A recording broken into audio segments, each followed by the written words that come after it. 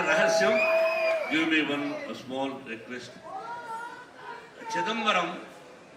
சிதம்பரத்திலிருந்து அந்த நடராஜ விக்கிரகத்துக்கு மாலை போட்டிருந்து அதை நான் ஃபோன் பண்ணி கொண்டு வந்திருக்கேன்.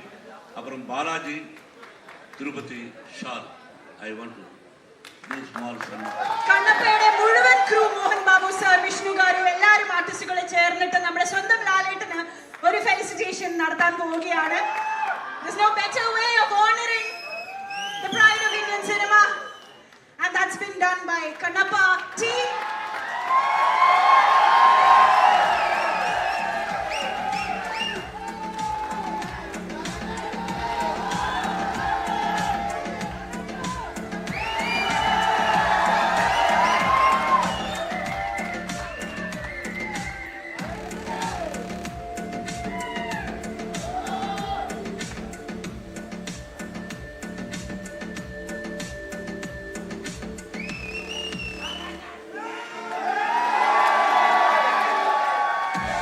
തിരുപ്പതി ബാലാജിയിൽ നിന്ന് പ്രത്യേകം കൊണ്ടുവന്ന വർണ്ണമാലയാണെന്നാണ് അദ്ദേഹം പറഞ്ഞത്. സോ അത് നമ്മുടെ സ്വന്തം ലാലേട്ടന്റെ ചാർത്തിയാണ്.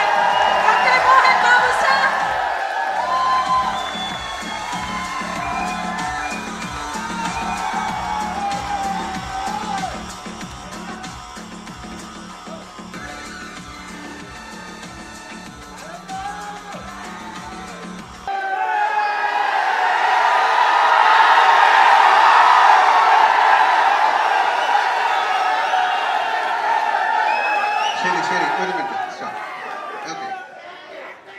എല്ലാവർക്കും വളരെ സന്തോഷകരമായ ഒരു സായനം നേരുന്നു.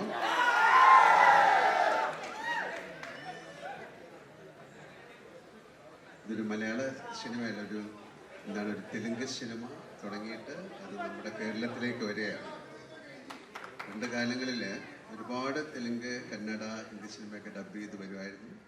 ഇപ്പോൾ സിനിമയുടെ ഒരു സ്ക്രീനിങ് സിസ്റ്റം എല്ലാം മാറി ഒരു പാൻ ഇന്ത്യൻ കോൺസെപ്റ്റ് എന്നുള്ള സിനിമകളിലേക്ക് പോയി. മലയാളത്തിൽ നിന്നും അത്തരം സിനിമകൾ എടുക്കാൻ നമ്മൾ ശ്രമിക്കുന്നുണ്ട്. പക്ഷെ എന്തായാലും ഈ സിനിമ എന്നെ സംബന്ധിച്ചിടത്തോളം വളരെ ഇൻട്രസ്റ്റിംഗ് ആയിട്ടുള്ള സിനിമയാണ്. കാര്യം ഈ സിനിമ ഷൂട്ട് ചെയ്തിരിക്കുന്ന വിധം നിങ്ങൾ കണ്ടതൊന്നുമല്ല. അതിലെ ആക്ഷൻ സീക്വൻസ്, അതിലെ സോങ്, അതിലെ ഡാൻസ്, ഒരു കമേഴ്ഷ്യൽ ഫിലിമിലൂടെയാണ് ഈ കഥ പറഞ്ഞിരിക്കുന്നത്. And Mukesh sir has done it brilliantly. And എനിക്ക് എന്താ പറയാൻ പ്രത്യേകിച്ച് വാക്കുകളൊന്നുമില്ല. കാര്യം എന്നെക്കുറിച്ചാണ് ഇവിടെ സംസാരിച്ചുകൊണ്ടിരുന്നത്, കൂടുതൽ കണ്ണപ്പയെക്കുറിച്ചല്ല.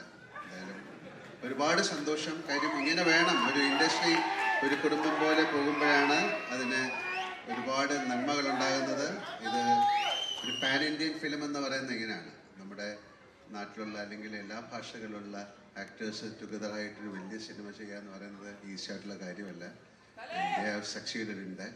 And thank you very much. Thank you so much, Mohan Babu sir, for inviting me and giving me a role like this. Thank you, Vishnu. Thank you, director and all the stars. And Kannappa എന്ന് പറയുന്നത് വളരെ അതിൽ എഴുതിയിട്ടുണ്ട്. അതൊരു വളരെ കണ്ണപ്പ എന്ന് പറയുന്നത് ഭയങ്കര ഡെഡിക്കേറ്റഡ് ആയിട്ടുള്ള ഒരു ഭക്തി അല്ലെങ്കിൽ ഒരു ഡിവോട്ടിയുടെ സ്റ്റോറിയാണ് ശിവനുമായിട്ടുള്ള. അതിനെ ഒരുപക്ഷെ നിങ്ങൾക്ക് അറിയാമായിരിക്കാം. അദ്ദേഹം കാൽഹസ്തി എന്നുള്ള സ്ഥലത്താണ് ജനിച്ചത്. ഒരുപാട് പേർക്ക് അറിയാവുന്ന ഒരു കഥയാണ്. അദ്ദേഹത്തിൻ്റെ വേറെ സ്റ്റോറി എന്ന് പറയുന്നത് അദ്ദേഹം അർജുനൻ്റെ രണ്ടാമത്തെ ജന്മമായിരുന്നു എന്ന് പറയുന്നൊരു കഥയാണ്. അങ്ങനെ ഒരു കഥയിലാണ് ഞാൻ വരുന്നത്. എന്തായാലും ആ സിനിമ കാണുമ്പോൾ അറിയാം.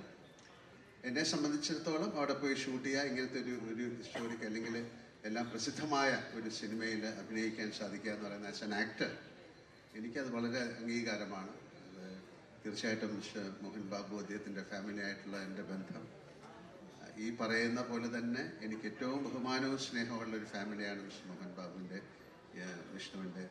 അവരുമായിട്ട് കൂടുതൽ അടുത്ത് ഇടപഴകുമ്പോഴേ അവരെക്കുറിച്ച് പറയാൻ സാധിക്കുള്ളൂ. ആ സ്നേഹം, ആ ബഹുമാനമൊക്കെ അനുഭവിച്ചറിഞ്ഞാലാണ് ഞാൻ സിനിമ എന്നതിലുപരി ഒരു ഫാമിലി ആയിട്ടാണ് ഞങ്ങൾ ജീവിക്കുന്നത്, കാണുന്നത്, സംസാരിക്കുന്നത്.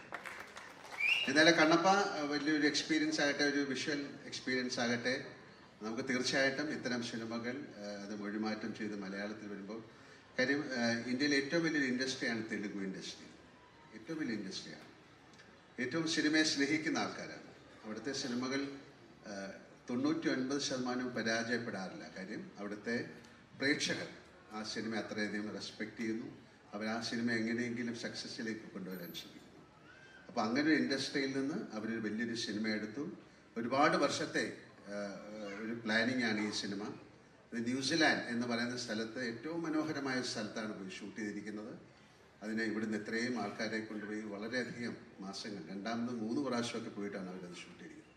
അപ്പോൾ അത്ര കഷ്ടപ്പെട്ടിട്ട് ഒരു സിനിമ ചെയ്ത് അത് മൊഴിമാറ്റം ചെയ്ത് ആ സിനിമ എല്ലായിടത്തും തെലുഗു ആർട്ടിസ്റ്റുകളെ കൊണ്ട് അല്ലെങ്കിൽ തെലുഗു ഓഡിയൻസ് കാണുന്ന പോലെ ബാക്കി ഇന്ത്യയിലെ ആൾക്കാർ കാണണം എന്നുള്ള ഒരു സ്നേഹത്തിൻ്റെയും ഒരു ബഹുമാനത്തിൻ്റെയും പേരിൽ കൊണ്ടുവന്ന സിനിമയാണ്.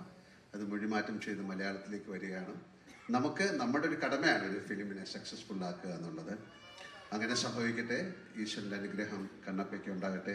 ഒരിക്കൽ കൂടെ thank you Mohan Babu sir, Vishnu, എല്ലാവർക്കും നല്ലൊരു സായാഹ്നം നേരുന്നു. എല്ലാ സിനിമകളും നന്നായിട്ട് ഓടണം. അപ്പോഴേ സിനിമ ഇൻഡസ്ട്രിയുടെ ചക്രം മുന്നോട്ട് ചലിക്കുള്ളൂ. അതിന് തീർച്ചയായിട്ടും പ്രേക്ഷകരായ നിങ്ങളുടെ അനുഗ്രഹവും അതിനുള്ള സഹായം ഉണ്ടാകണം. ആ പ്രതീക്ഷയോടുകൂടി ഞാൻ നിർത്തുന്നു. എല്ലാവർക്കും നല്ലൊരു രാത്രി നേരുന്നു. Thank you so much. ലാലിയുടെ ഒരു ചെറിയ കാര്യം ചോദിക്കാൻ ഞാൻ ആഗ്രഹിക്കുന്നു. മോഹൻ ബാബു സാർ നേരത്തെ പറഞ്ഞിരുന്നു അദ്ദേഹത്തിന്റെ ബിഹൈൻഡ് ദ സീൻ കഥകൾ ലാലേട്ടനെ കുറിച്ച് പറയുമ്പം he was going on and on. അദ്ദേഹം ആഗ്രഹിക്കുന്ന ഒരു കാര്യമാണ് ഒരു കോമ്പിനേഷൻ സീൻ വിത്ത് ലാലേട്ടൻ. അത് ഇത്രയും വർഷത്തെ സിനിമാ ജീവിതത്തിൽ അദ്ദേഹം ഇപ്പോഴും ആഗ്രഹിക്കുന്ന ഒരു കാര്യമായിട്ട് പറയുന്നു. നമ്മൾക്കും ആഗ്രഹിക്കാമോ അങ്ങനെ ഒരു കാര്യം? To be very honest, to work with Mohan Babu sir is not that easy. He's a hot-tempered person. അവര് പാവം മാതിരി ഇരിക്കും. ഭയങ്കര ആൾക്കാരെ അടിക്കുകയൊക്കെ ചെയ്യും. വെറുതെ പറഞ്ഞാണ്. Is one of the sweetest person I have seen. 560 cinema ചെയ്ത ഒരാളാണ് എൻ്റെ അടുത്തൊരു സിനിമ തരണമെന്ന് ചോദിക്കുന്നത്. അത് വില്ലനായിട്ട് അഭിനയിക്കും. സാർ നീങ്ക ഹീറോ, നാം villain.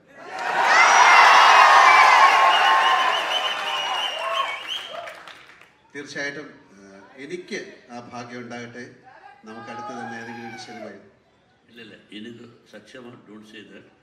I want to act as a villain with you, please. Why villain? Why villain? തീർച്ചയായിട്ടും അത് സംഭവിക്കട്ടെ. ആന്റണി, ഇതുപോലെയുള്ള മിക്ക ടീസർ ലോഞ്ചിനും ട്രെയിലർ ലോഞ്ചിനും പറയുന്ന വാക്ക് പാലിക്കുന്നതായിട്ട് നമ്മൾ കണ്ടിട്ടുള്ളൂ. ഇതും ആന്റണി ചേട്ടാ ഏറ്റല്ലോ. ഓക്കെ, ഇനി ഒരു ചെറിയ ചടങ്ങ് കൂടെ. അപ്പൊ ഫസ്റ്റ് സീനിൽ തന്നെ ഞാൻ വെടിവെച്ച് കൊല്ലും. ഫയർ പണ്ണി നീങ്ക കൊല്ല പണ്ണി.